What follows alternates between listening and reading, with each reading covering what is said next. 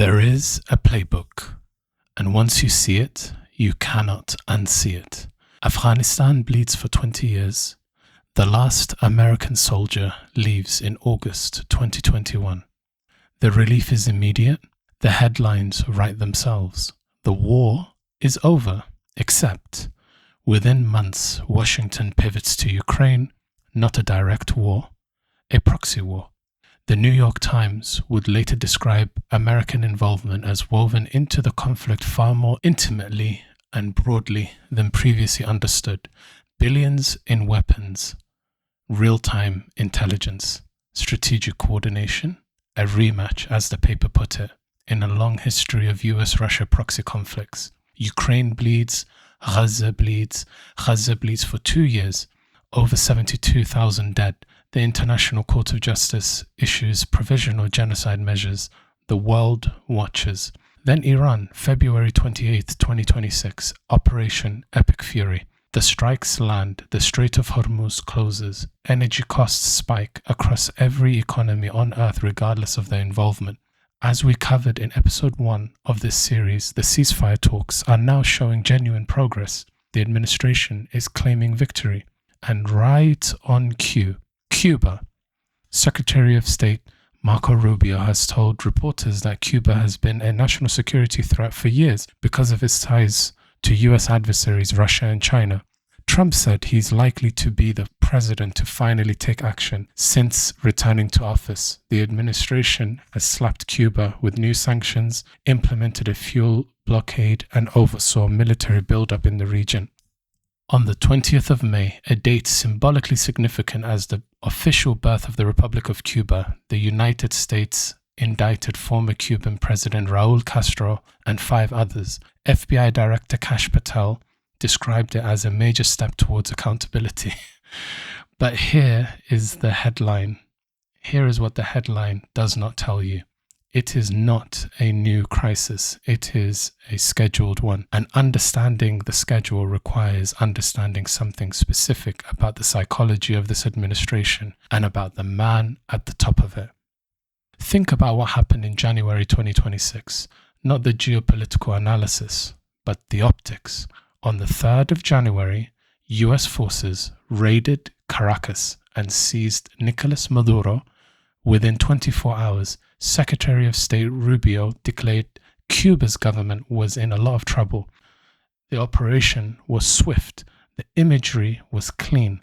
The political reward was immediate. A leftist government, long identified as a US adversary, long a source of domestic political capital, brought to its knees in days. The president took a victory lap on Truth Social. The base responded. Then came Iran, and Iran did not go cleanly. The strikes landed, but the ceasefire talks stalled. Israel pressured the talks from one side, the Iranians stalled from the other. Trump's own negotiators were telling the Iranians behind closed doors to ignore his public posts. The victory lap never fully materialized.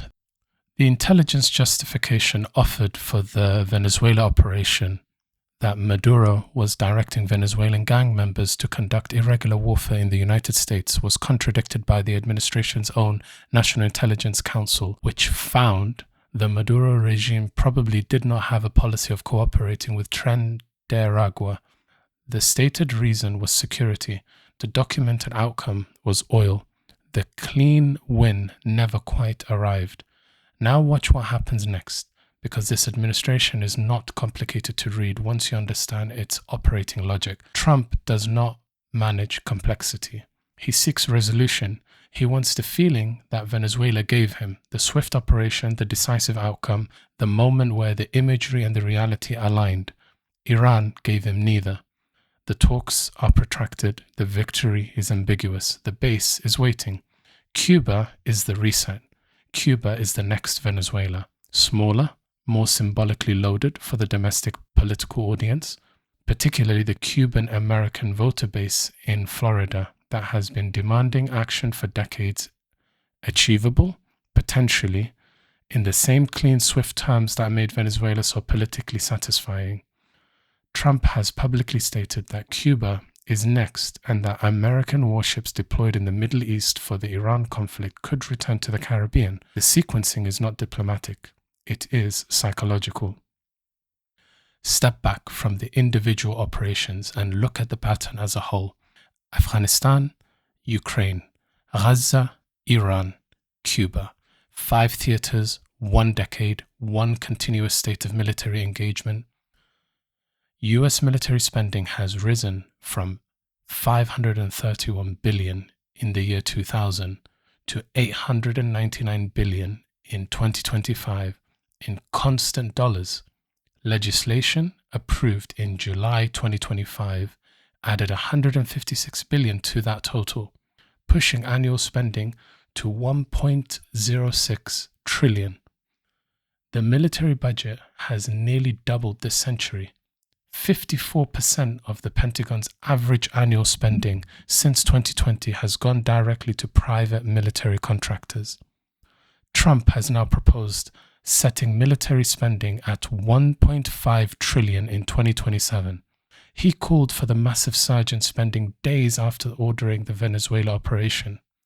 Lockheed Martin raised its 2025 forecast for revenue and profit, driven by sustained demand for its fighter jets and munitions. Northrop Grumman's CEO told analysts, "We are very pleased to see the urgency the administration is placing on protecting the homeland and the set of opportunities that creates." Think about it. A set of opportunities. Let that phrase sit for a moment. Operation Epic Fury alone added an estimated $48 billion in supplementary military obligations. The S&P Aerospace and Defense Select Industry Index has added 54% over the past year, surpassing the S&P 500's 15% gain in the same period. Now connect this to what we established last week. The men personally running American foreign policy, Jared Kushner and Steve Witkoff, are simultaneously managing private equity funds backed almost entirely by the sovereign wealth of Gulf states, whose regional position is directly shaped by these operations.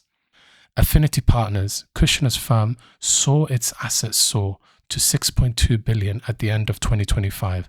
About 99% of those assets belong to non-US investors with funds tied to Saudi Arabia, United Arab Emirates, and Qatar among its key backers. Senator Wyden and Representative Garcia wrote to the White House in March 2026, noting that Kushner is simultaneously being paid millions of dollars by the Kingdom of Saudi Arabia and other Gulf monarchies while leading diplomatic negotiations with Iran and Russia, calling the arrangement not only corrupt but endangering the lives of Americans and threatening national security. The war machine does not require a war to run. It requires only the permanent, credible threat of one. The contracts are signed, the spending bills are passed, the stock prices rise. Whether Cuba actually burns or merely smolders is, from the perspective of the financial architecture, largely irrelevant. Here is the most important thing to hold on to after everything we have covered. You can vote in America, and in most Western democracies, for candidates who will cut taxes or raise them, who will restrict abortion or protect it, who will tighten immigration or loosen it. The Democratic menu is extensive on the issues that touch cultural identity and social policy. However, you cannot vote for a candidate who will actually end wars. Afghanistan proved it.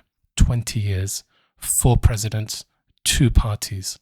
The war continued until the cost of maintaining it exceeded the cost of losing it.